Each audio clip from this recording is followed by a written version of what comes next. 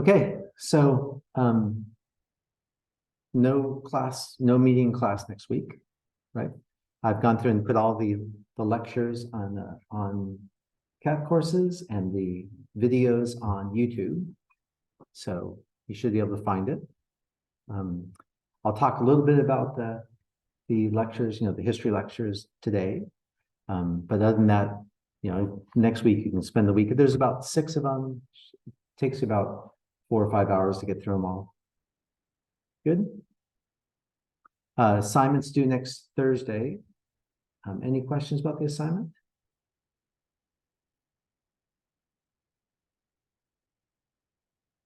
Excellent. Okay. Any questions about anything? All right.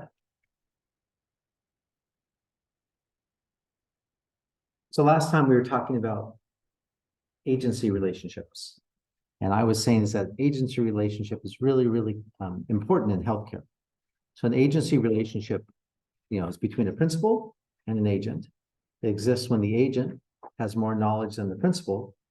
And the problem the principal faces is how to get the agent to do things in his or her best interest. So that's the basic problem.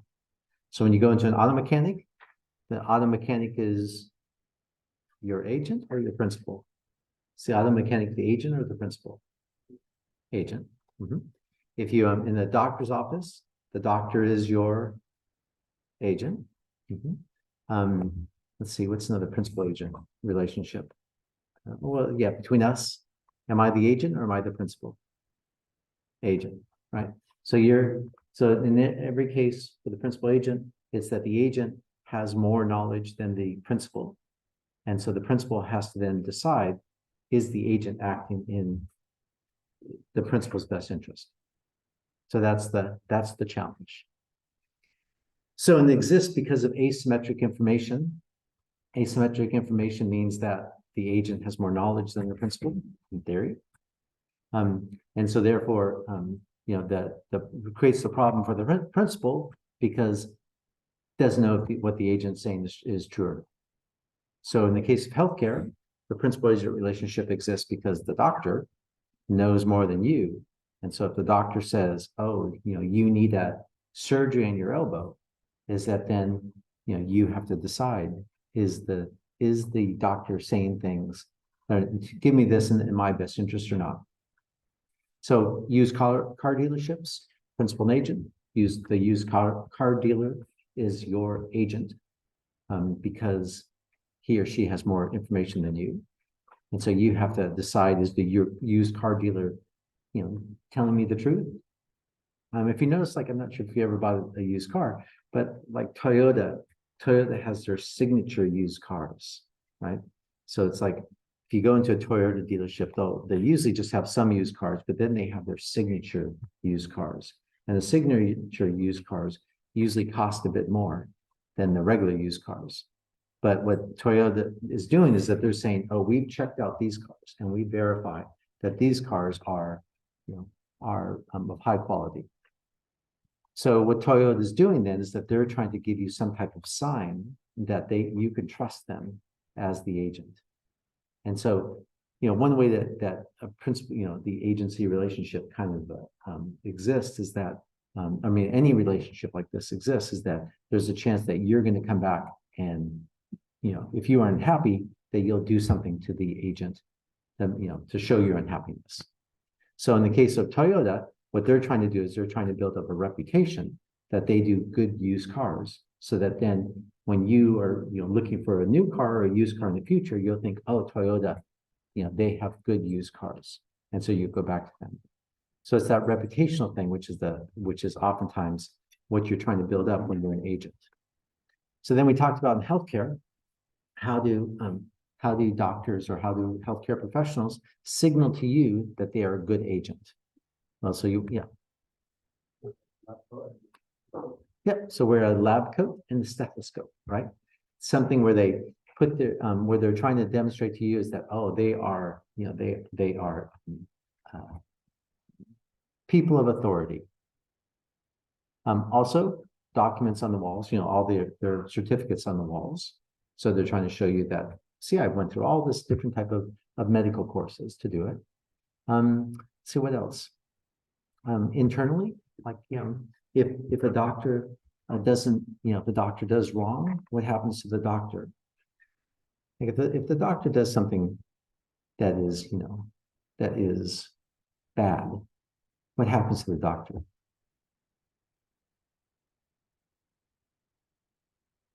Yeah. So if it's really bad, his license could get revoked. Yeah. Who revokes his license? Like whoever gave it out. Does the government revoke the license? No, it's not the government. Or at least, most licensing boards for doctors are controlled by doctors. So sometimes they're kind of organized through the government, but they're run by doctors. So basically what it is like doctors are the ones who police the doctors. And so what they're doing is that they're trying to say, oh, we've got this system in place such that if something happens, that then, we'll go through and that we'll self-police, because we as doctors are in a better position to understand whether the doctor did right or wrong than you are as a patient. So that's why they have these type of licensing boards that are controlled by doctors. I mean, because there aren't licensing boards for, now, let's see, what's something where there's like health, like a hamburger places, the county goes through and license them, right, to make sure that they're safe. What's a licensing? Like if a shop is selling you, I don't know, beads, there's no licensing board for beads, right? For beads that are sold in a shop. What's the way that if the shop isn't doing a good job, what's the way that you as a consumer can get back at the shop? Yeah. Yeah, you could like leave positive or negative reviews. Yeah, you can not use it and leave negative reviews, right?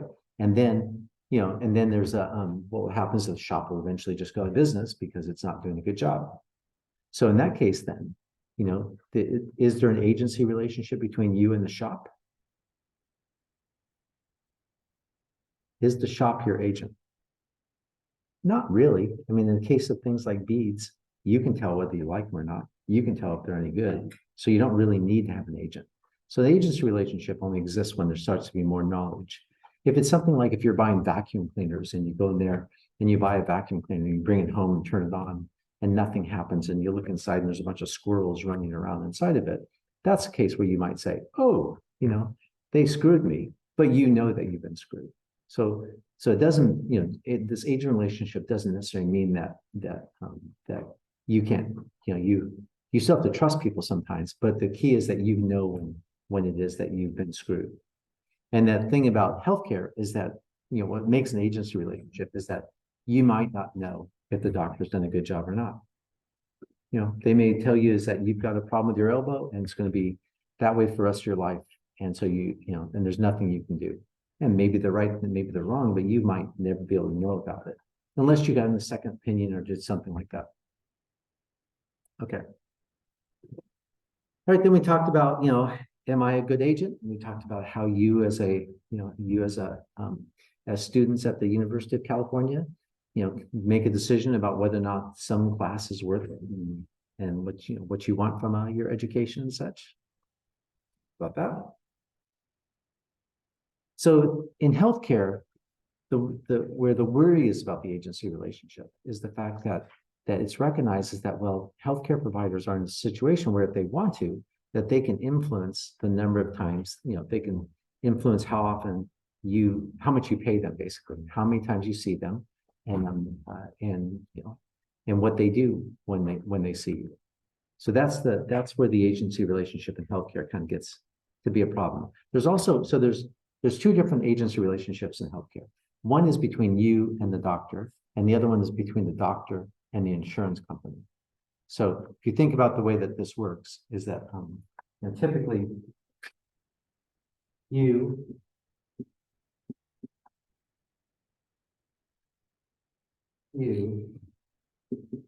sad because you're sick, go in to see the doctor. See, white coat. I know, no art school, it's all natural. You go in to see the doctor, right? And the doctor then prescribes you, and they have to call the insurance company. So the doctor says to you, go get some type of drug. Right? But they have to get the okay from the insurance company. So sometimes insurance companies just say, yeah, anything you prescribe will cover, but usually not. Usually that they have classes of things that they have pre-approved. So like if you go into a doctor and you get an antibiotic, you have an infection, they want to give you an antibiotic, they don't have to call the insurance company. But on the other hand, if you go to the doctor and the doctor says, ooh, you need, specialized cancer treatment, then what happens is that they have to send it to the insurance company, and the insurance company approves it, and then the insurance company is actually the one who essentially pays for it. Right? So that's the way it works. So there's one agency relationship here between you and your doctor. And there's another agency relationship here between the doctor and the insurance company. Because the insurance company, they don't know whether or not the doctor is doing the right things or not. So they have to somehow figure out, is the doctor doing the right thing? And you have to figure out, is the doctor doing the right thing? So there's two agency relationships. And the worry here is that this doctor is going to try to do more things to get money. And the worry here is moral hazard. Right? The worry here is that what will happen is the doctor will do too many things, unnecessary things. And so therefore, it's really moral hazard. And sometimes it's also, that the doctor will get more money by doing more things. But oftentimes, when they're asking things to approve, they're not getting money directly. What they're asking for is just to approve some type of treatment or something like that. So it's kind of like, this is a moral hazard problem. And this is more of a principal agent problem that is what's called supplier induced demand. So supplier induced demand. That's the issue. And so an example of this first cropped up in the 1960s. In the 1960s, this happened in New York, is that there was upstate New York, is that there was a town. Let me draw the hospital too. There was a town and it had a small hospital, right? The small hospital had 200 beds,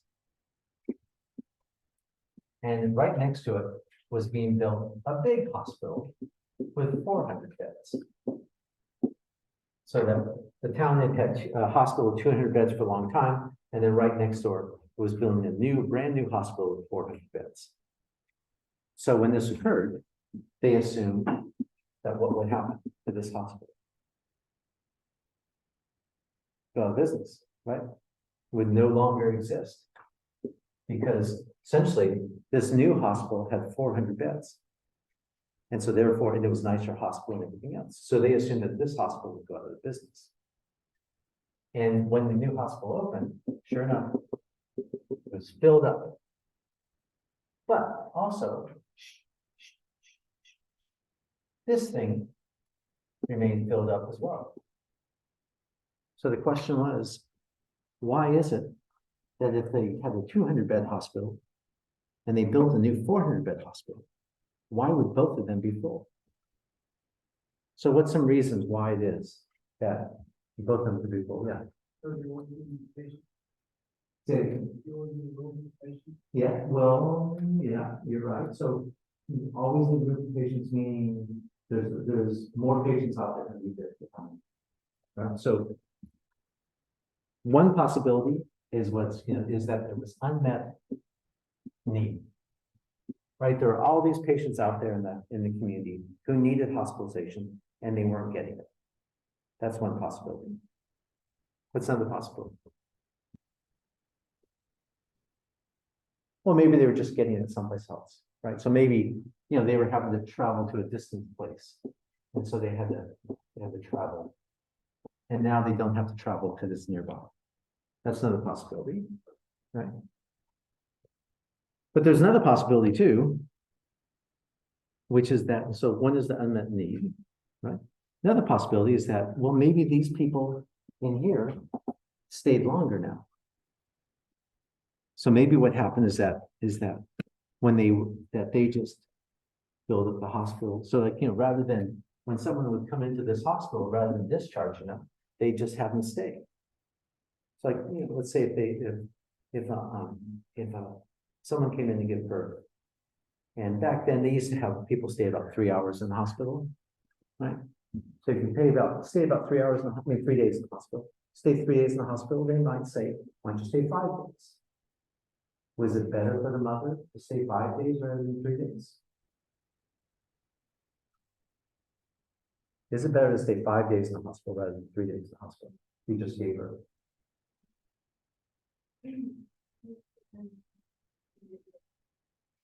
Yeah, it depends, right?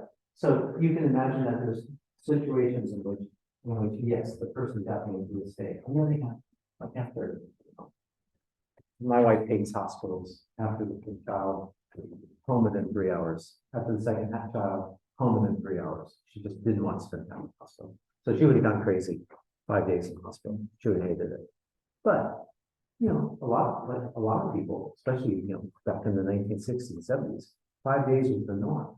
And the idea was that it would go through and that they would give you time to, to learn how to breastfeed and get some sleep. And, usually at that point, fathers weren't really expected to take care of children. And so, you wouldn't have to send home this mother with a worthless father and things. So there are lots of reasons why it was seen that it would be beneficial. So from a pure health standpoint, would it be beneficial?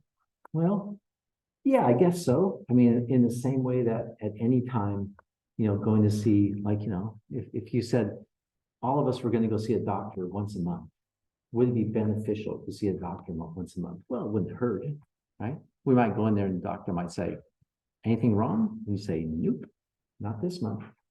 But, maybe sometimes you'd pick up things that were wrong. So it's like, if you think about clinical benefit, or clinical benefit means that, is there any type of benefit here? It does have some clinical benefit, staying longer. On the other hand, it's like, well, what determines, like right now, they usually the 1 day is the length of time that you can stay in the hospital when you give birth, right? So after 1 day, they want you out. Why do they want you out for 1 day now? Has things changed? Have fathers become better in the last 50 years, whereby now they're better at taking care of babies, and so therefore that's why they send them home now? Why do they say to women is that 24 hours and then you're out? Yeah. Say 11. Or flip it the other way, they don't get paid anymore. So they get paid usually they get paid a certain amount per birth.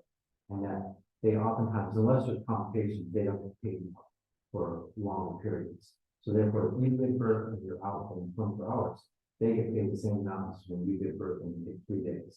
Unless something occurs, right? Unless something happens whereby, you've got some type of problem or whatever, but then they can tell the insurance company, oh, there was a complication, and so that's why they need to stay more. Other than that, but back then, most of the way that payments were made in the 1960s was that, if someone stayed for 1 day, that the insurance company would pay for 1 day. If someone paid for 7 days, the insurance company would pay for 7 days. And so there's no, that there was no kind of urge or need to get people out. So the thought was that, well, the reason it filled up is because, either there was this unmet need, but when they looked at it, it didn't really appear that there was that much unmet need in the community, or what was happening is that, they control how many, who was in the hospital. And so they were essentially having more people in the hospital. So this type of situation led to the formation of hospital boards.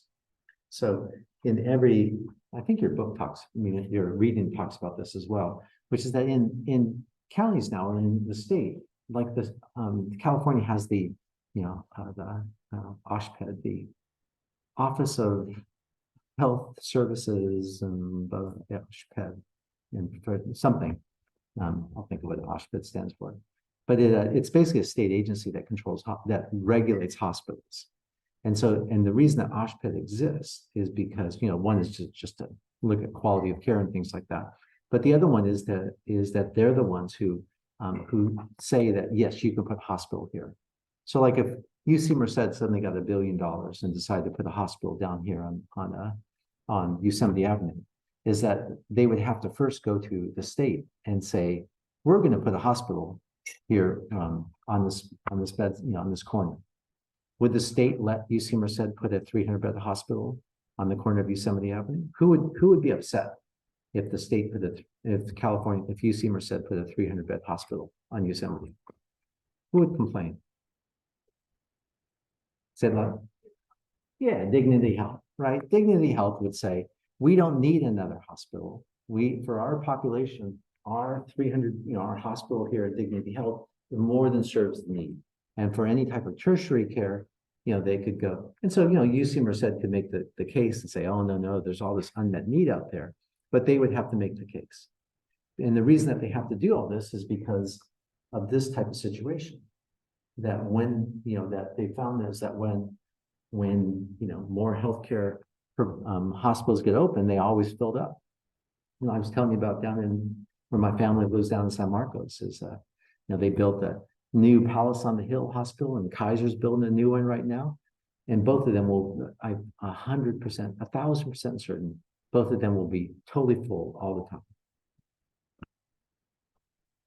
Okay, but you can also just look at what happens when doctors come into a region.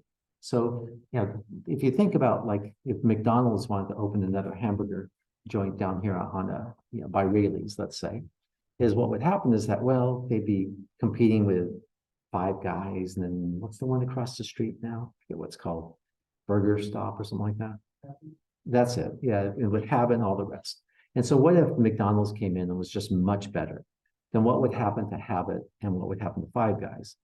Well, they'd probably lose business, right? And so, that's a sort of a competitive situation.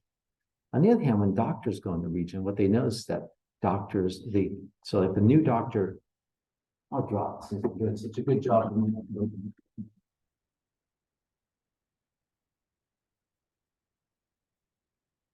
So let's say you have, 2 doctors in a region. And a third doctor comes in. Right.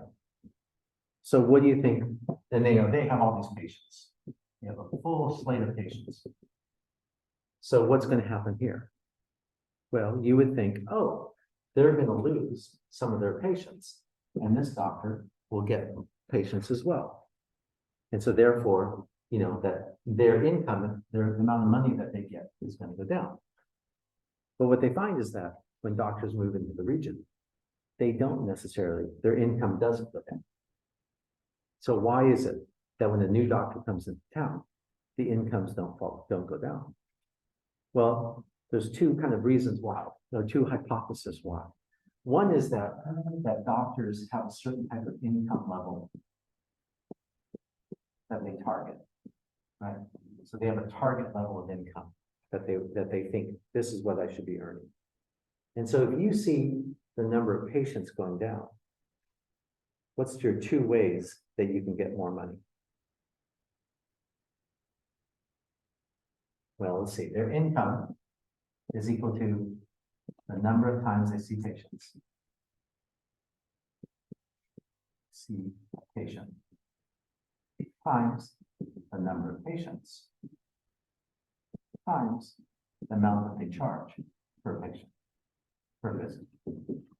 Right? So their income is the number of times that they see a patient times the number of patient times what they charge per visit.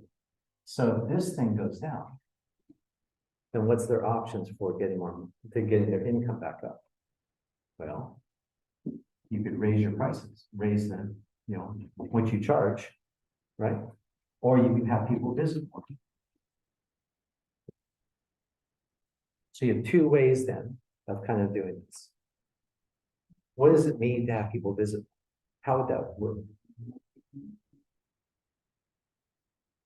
Well, has anyone tried to see a doctor here?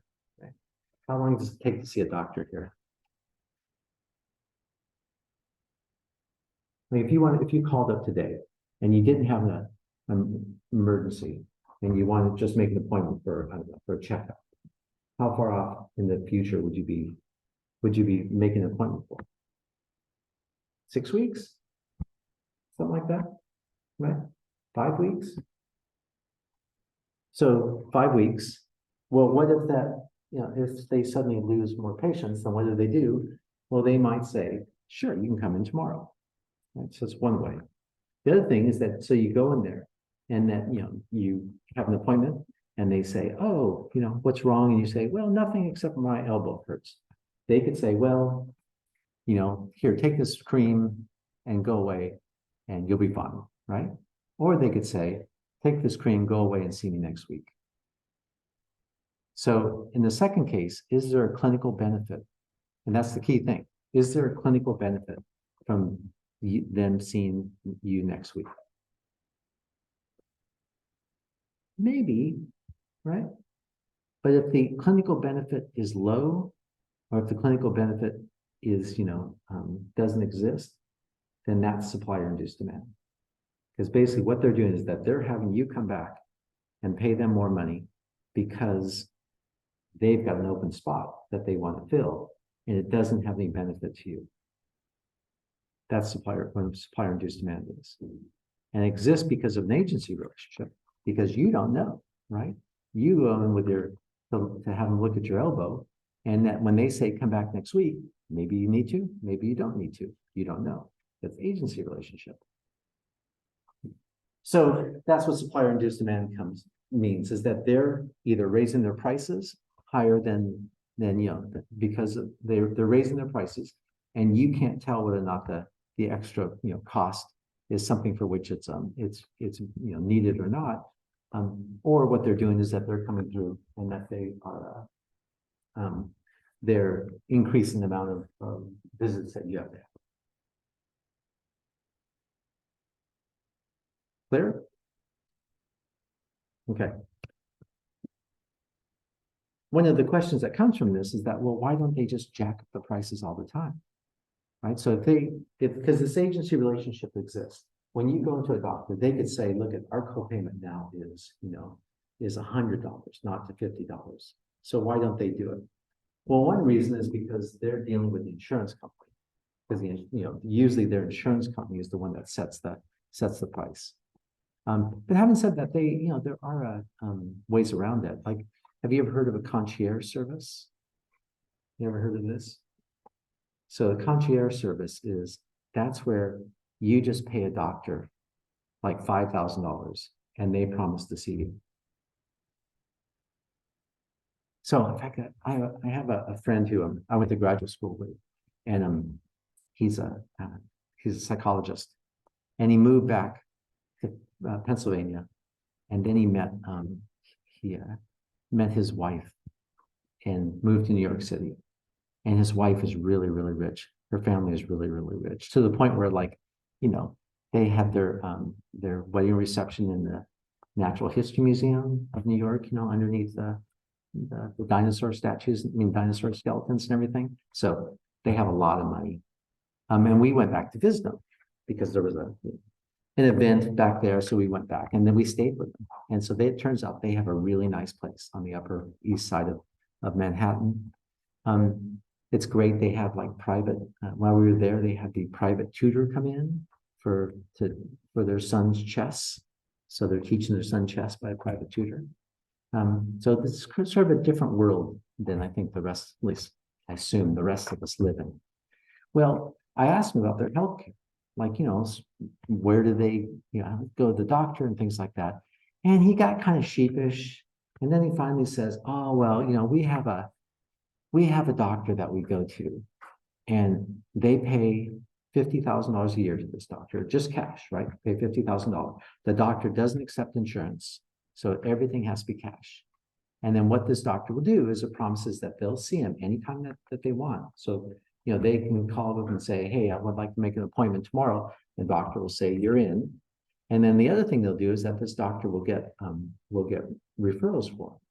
So, he broke his ankle, I think, or hurt his ankle skiing. Of course, it was skiing.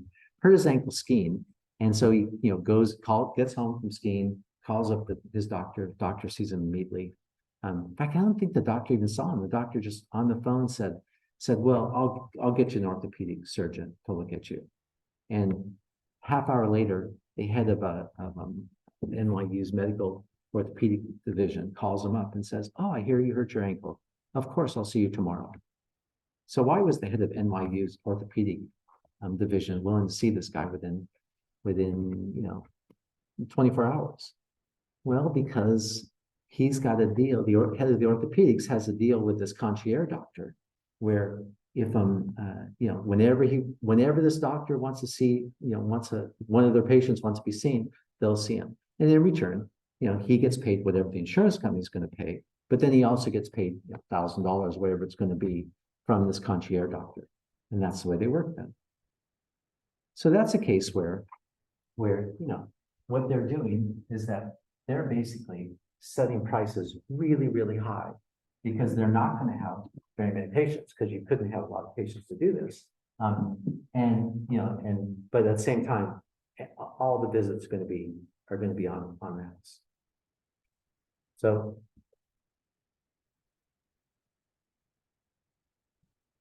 okay. So does supplier-induced demand exist? Well, it's something for which there's a lot of worry about it. That's why you have the hospital board that basically exists to control hospitals. It definitely exists with this way, where they're worried about, insurance companies worried about it.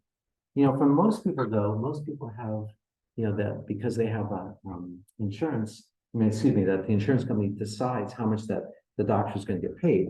They don't have to worry about the fee increasing here, the amount of money increasing, the price, but they do have to worry about the number of visits. So what often happens is that insurance companies monitor the number of visits people have. And so if you're someone who keeps coming back to the doctor's office all the time, then the insurance company will have special programs that they'll put you in, where they'll try to basically monitor, reduce the amount of times that you come to the doctor, because they don't want to be in a situation where you're just going back and forth between the doctor. All right, questions about that? So that's basically agency relationship.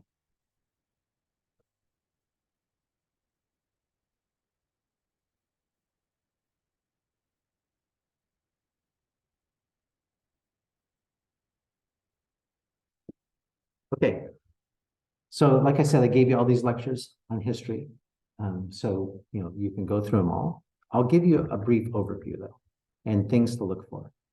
Because as you'll see there, I go through a lot of slides on these lectures.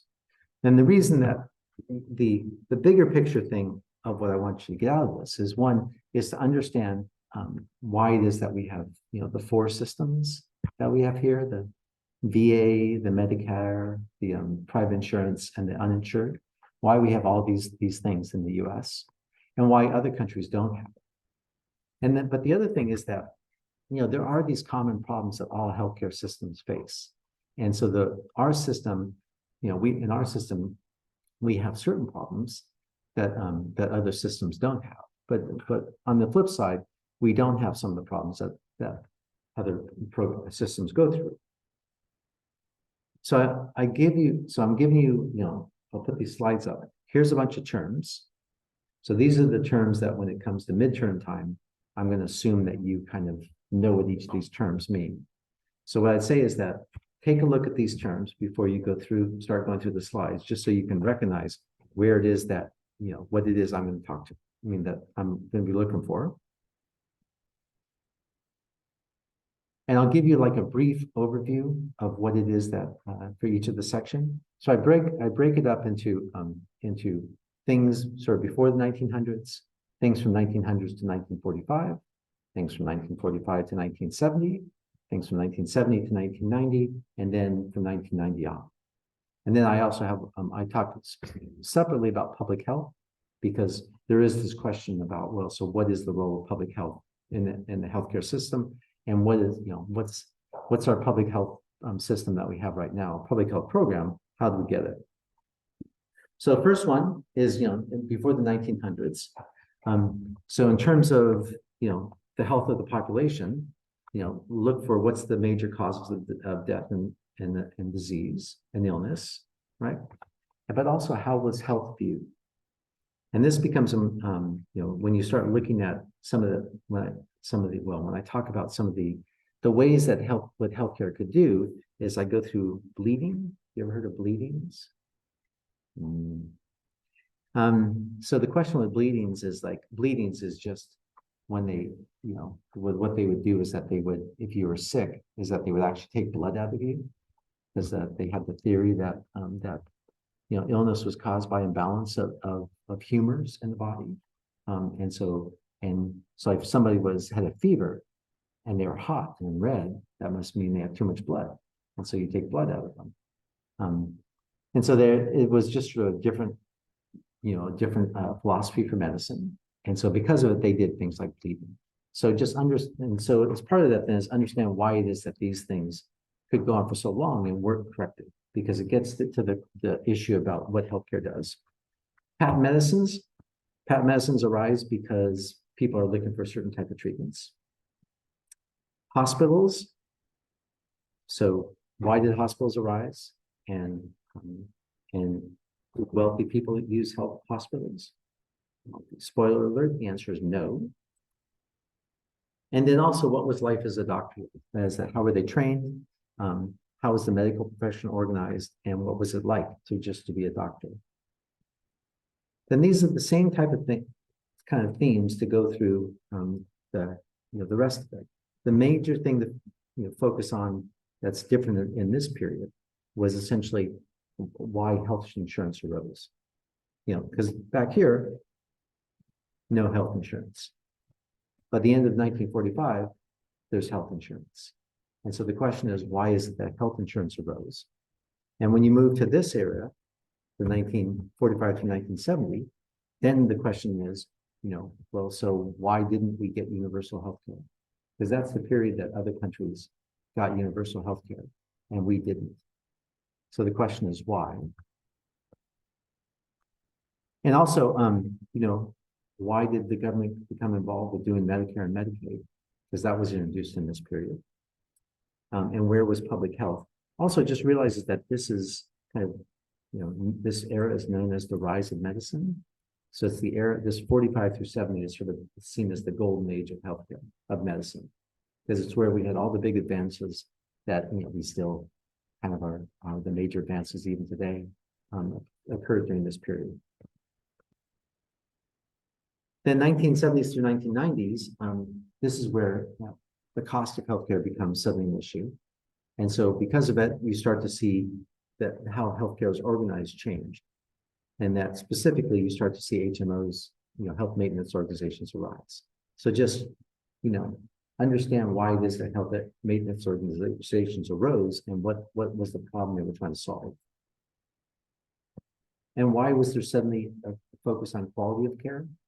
Because up before this point, if you think about during there, is that doctors were sort of at the highest esteem level. They were seen as, all these advances in medicine, could do all these things. By the end of the 1990s, that should be 1990.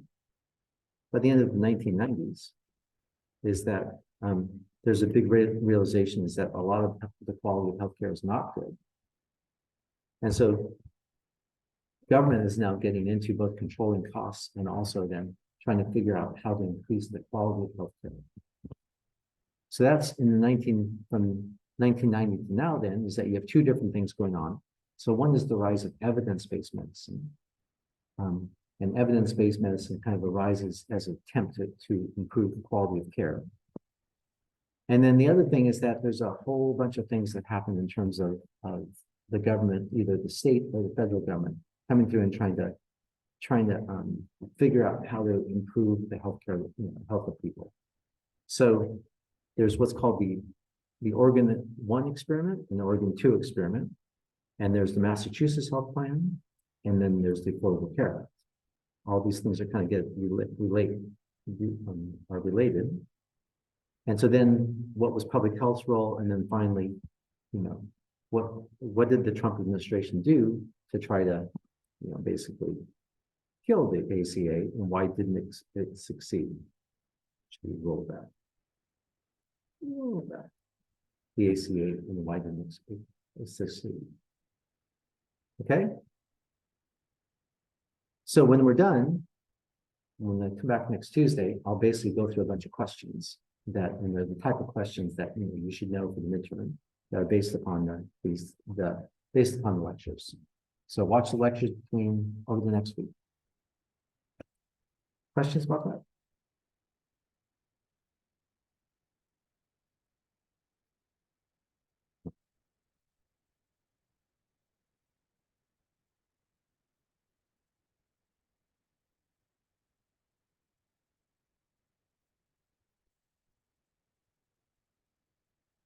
Okay. So last thing then, I mean, the next topic then, after this, is basically coordination and integration of care.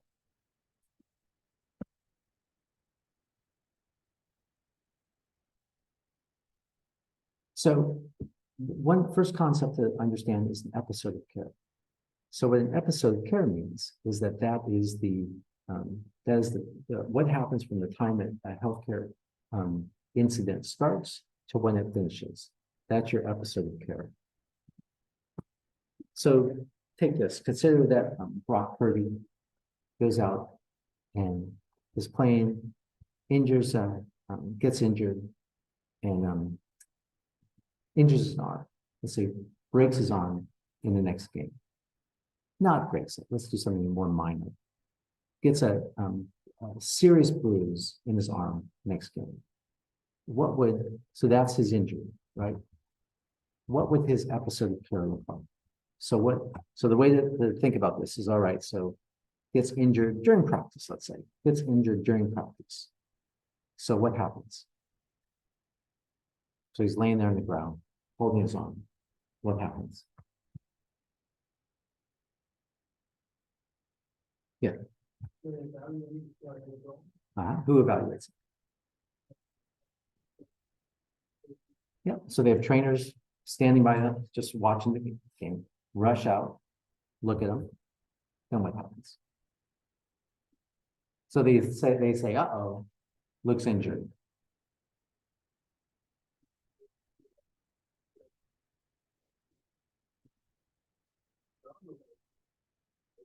Probably bring the cart, right? Bring the cart and probably maybe put up his arm, bring the cart, wheel him back. Where do they wheel him to?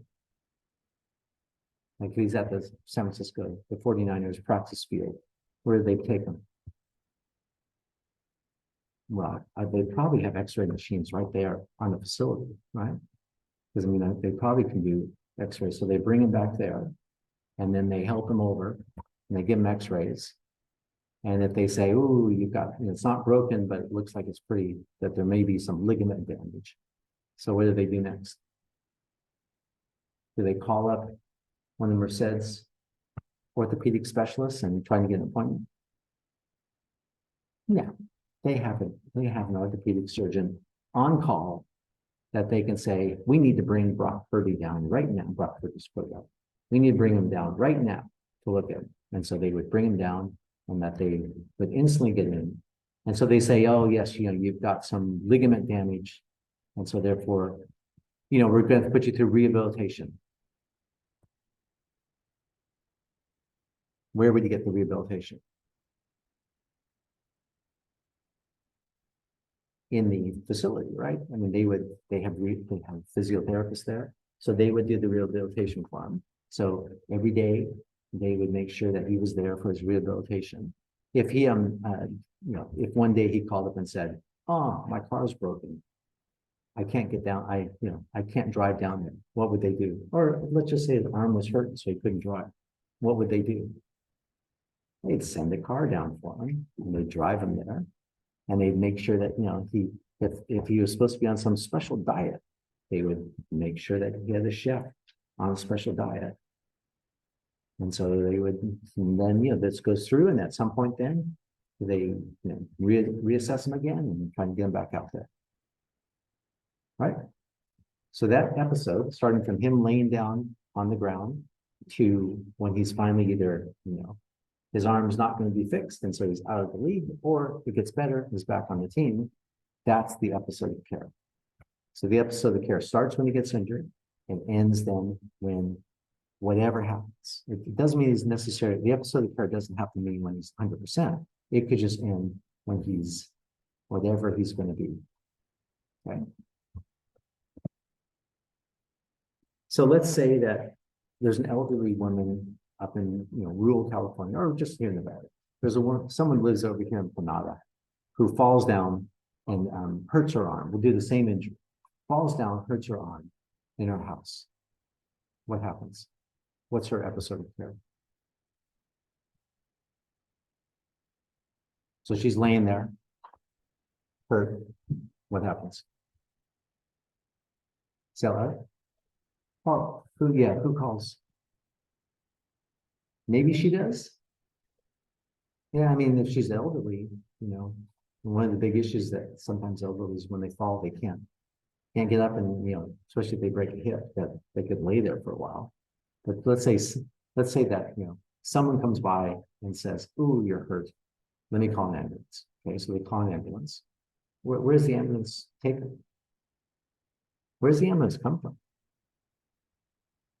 I don't know.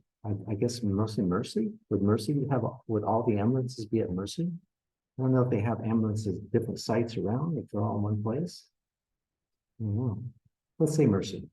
So it drives out there, gets there in some amount of time, and they look at her and they say, "Ooh, you're hurt." I mean, by that point, if she has family members, they probably just put her into her car and taken her down to the hospital. Right. So it could be is that they call the ambulance, but it could be that the family member just takes her down to Mercy Hospital. What happens when she's in Mercy Hospital?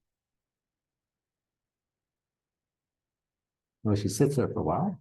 I mean, unless she's really bad, right? Because when you go into Mercy in the waiting room there, they triage you. So triage means that they look to see, are you bleeding seriously, or are you contagious, or things like that. So they triage you.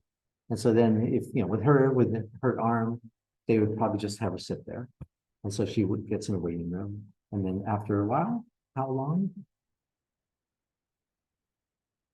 Could be 20 minutes, it could be 8 hours, right? You just don't know. At some point then, she gets taken into a back room, and that they might at that point say, well, we need to x-ray you. And so then they send her off to get x-rayed. So maybe that's another few hours to get x-rayed. Then they bring that, and she sits there in the room, and that she then, someone will come by and say, well, we looked at the x-rays and it looks like you're not broken, but you've got ligament damage. And so what did they say next? So you're in the emergency, the little back room of the emergency department there at Mercy. So what did they do next?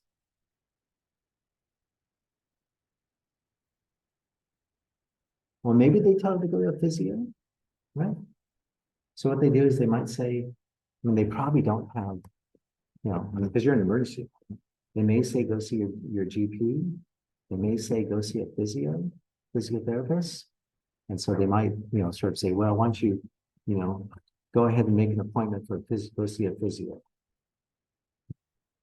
So it kind of depends, right? Because in this case, it's not life-threatening. So, the emergency department, they're there just to make sure that she's not life-threatening, right? But and if she had to be hospitalized, they would just send her. They would then try to get into a hospital. But if it's not life-threatening and she doesn't even go to the hospital, then basically you're going to go home. So they maybe give her a strap for her arm and send her home. And that if she didn't have a way home, they probably would try and get her a cab or get her some type of ride home. And then when she's there, then she probably has to try and figure out how to get a physiotherapist, or maybe they call her a GP and they say, she's been here in the hospital. They probably give her some information when she leaves. That's a good thing. That's a common thing that they do is they give you the information that says it's important to go to a physio. But they're not kind of doing probably more than that. So then she goes home, and what happens to her there?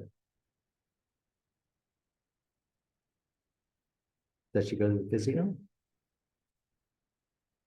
I mean, it depends, right?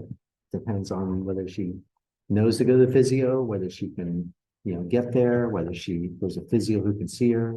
So it depends on lots of different things that go on. But at some point, let's say she goes to the physio and that they say come, twice a week. And so she either comes or doesn't come. And then at some point, then she's either better or she's not. And that's her episode of care. Right? So both of those things are episodes of care. So if we from the outside then look to see well, how do we identify what an episode of care is? Because what an episode of care is doing is it's telling how people move through the healthcare system, right? It's telling the process by which they get care along the way. So what would you like to see? Well, you'd like to see, kind of she gets to she's able to get to emergency room, right? She gets there quickly. They don't make her wait a long time. They go through and that they know the x-ray her and they do x-ray her and that someone knows how to read the results and that. So, you can just sort of see is that there's a whole bunch of things along the way. Does it have to be like Brock Purdy? Is Brock Purdy, should that be the way he's treated? Should that be the ideal that we go for? Well, probably not, right? I mean, there's probably not going to be a trainer sitting here in her room just waiting for her to fall down. So you're going to, so that's not a realistic type of episode of care. I mean, it is if you're someone for a professional football player who is worth millions of dollars, then they're willing to spend the money to give you that type of episode of care. But for most people, it's something else. But at the same time, having an episode of care whereby, the person has to lay on the floor for a few hours and then wait for 8 hours and maybe see a physio, maybe not. That's also not what we consider to be a good episode of care. So when you're talking about how we look at what an episode of care is that there's a couple ways to do it, right? So one is that you look at how people are actually treated and you say, well, that's the episode of care, how long they wait, etc. The other way is that you look at clinical guidelines. And what the clinical guidelines do is that they tell you sort of what should happen. So if you compare the clinical guidelines to what people actually do, is that then you can see the difference between what they should have versus what they actually get. So like if you had clinical guidelines, that sort of describe the way that the episode of care kind of should operate, and that you then compare Brock Purdy to that, you would say, oh, Brock Purdy got really good care. On the other hand, if you compare this woman to that, you'd say, oh, this woman got really poor care. And you would identify the ways that she got poor care. So what are these clinical guidelines? Well, it used to be back in the pre-internet days, is that clinical guidelines are like guidelines, right? They're books that just sort of list. They sort of say, well, if someone has this condition, then these are the things that should happen to them. If someone has this type of complications, then these are the things. So they were actual books that would exist. And it used to be is that you went into a doctor's office and they had all the clinical guidelines in their bookcase. Why did they put their clinical guidelines on the bookcase? Well, it gives you the impression that they're always going to just walk over and say, well, let me see how this is to be treated. Now, in reality, doctors never used to go over and pull down clinical guidelines because you got 15 minutes per patient. You're not going to spend the time leafing through some type of clinical guidelines. But they were there in order to show that they knew that there was they knew the clinical guidelines, and so they were going to give the best care.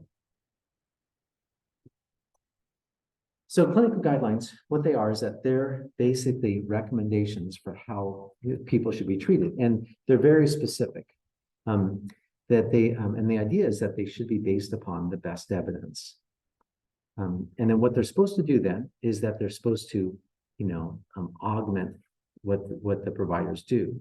But in reality, if a provider kind of deviates from a clinical guideline, is that then the question arises, so why are they deviating from the clinical guidelines? Because the clinical guidelines should show kind of what what people should be getting. All right, so different type of clinical guidelines, in terms of how they're put together. Clinical guidelines, in my experience, they're usually done by specialists for GPs. So they're usually, specialists who know kind of how all these different conditions should be treated. What they often do is they write these things for GPs. And the idea being is that the GPs then will know how to treat people. What they found is that, well, oftentimes GPs don't use them because GPs aren't going to pull them down. So one of the ways that health technology has kind of moved into healthcare is that it was to try to make clinical guidelines accessible on a computer. So like if you go into your GP now and they have a computer in front of them and they're typing in things, right? They, when they're asking you the symptoms, they type it in. What they're probably doing is that they kind of have an idea about, they're writing down your symptoms, then they have an idea about what it is that's wrong with you. And so what they ideally would do is they would type in, oh, I think, the person has a respiratory infection. And then what would happen is the clinical guidelines would pop up and say, oh, this is how you treat respiratory infections. So the idea being is that then the clinician would know, given this, this condition, here's what this clinical guideline says you should do. Okay. So how are clinical guidelines developed? Well, the idea is that, you get all this evidence out there, and then they go through and that they do a systematic review. And the systematic review then comes up with the different type of guidelines. So systematic reviews are not just literature reviews. Systematic reviews in medicine are things where they not only assess just the literature, but they have quality measures that they use for the studies. So if you ever if you ever go to a journal and you find a systematic review, what you'll see is that when they talk about when they give the evidence for the systematic review, they'll do things like, what's our search terms? How many articles did we find? What was the criteria we used to eliminate articles or to specify the articles we're going to accept? So they put all these things into a systematic review. And what they're trying to do then is they're trying to get some type of quality to what they're doing. The gold standard of these things is Cochrane reviews. So if you ever want to look up some type of condition, you can go to the Cochrane database and you can then Google, what the Cochrane database says, what's the best treatment for COVID or for, foot infection or whatever it's going to be. The Cochrane reviews, they kind of go through and that they do these systematic reviews of these. There are different groups that do these Cochrane reviews. They're usually in hospitals. And so what they do is that when someone comes along and that they will kind of do the initial review of it.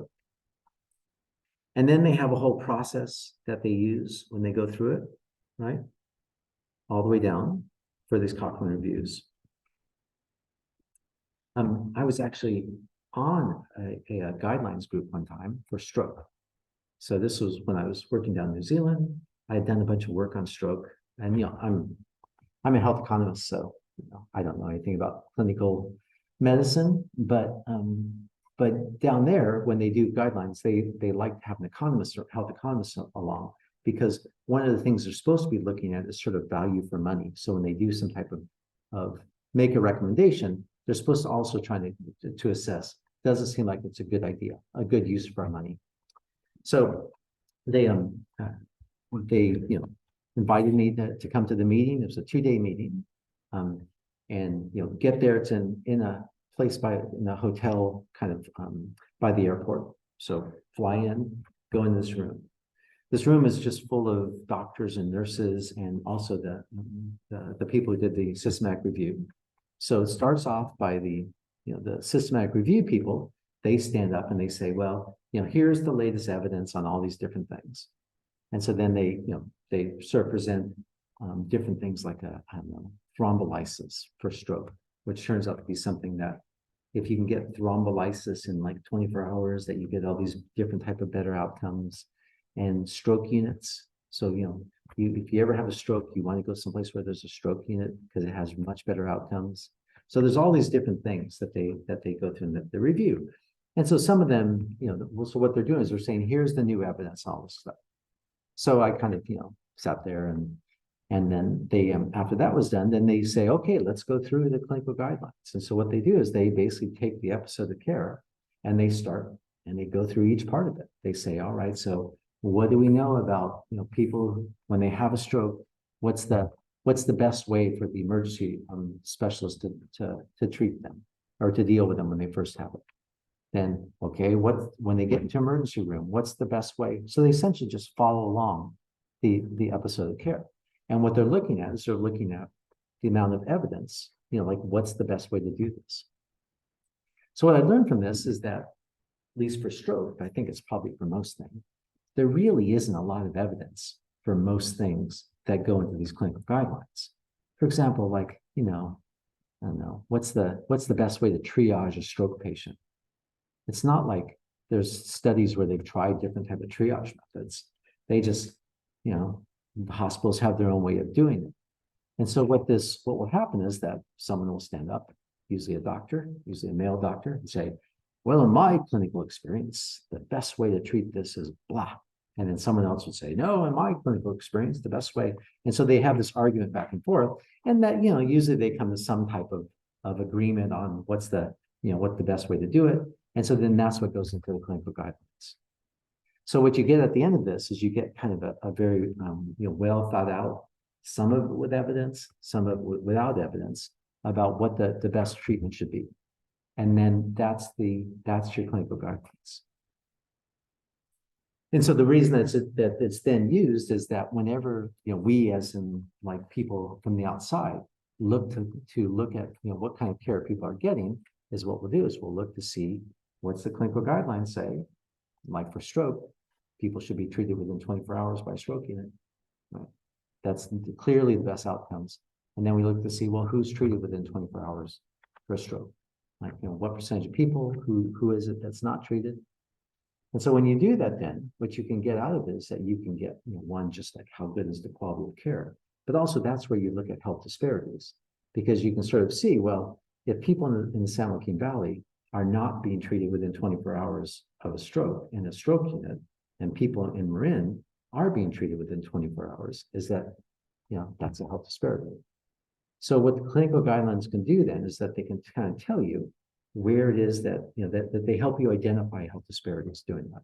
And by health disparities in this case, I mean places where better outcomes could be achieved if you had better healthcare, and it's not. All right, we'll tell you what, let's go ahead and stop there and then start there on the Tuesday come back. So again, no class next week. Watch the lectures and we'll talk about it when I come back.